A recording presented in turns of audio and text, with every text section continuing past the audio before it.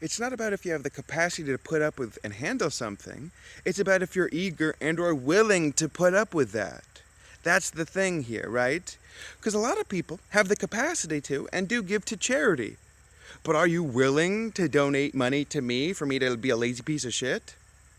You're not eager to, no. You have the capacity to, but you're not eager to.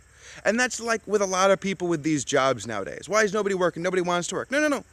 People can work, they have the capacity to work.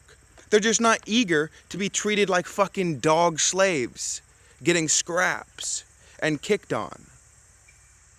They have the capacity to work, they just aren't eager to be treated like shitheads. Okay? That's the problem.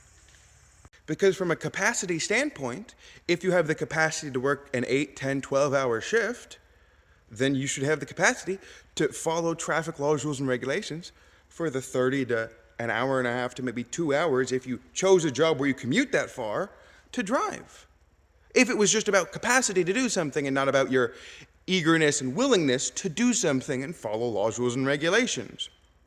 But it is. It's about how willing you are to go through with and follow the laws, rules, and regulations. It's about how willing you are and how eager you are to go out there and work harder and promote yourself and find a better job.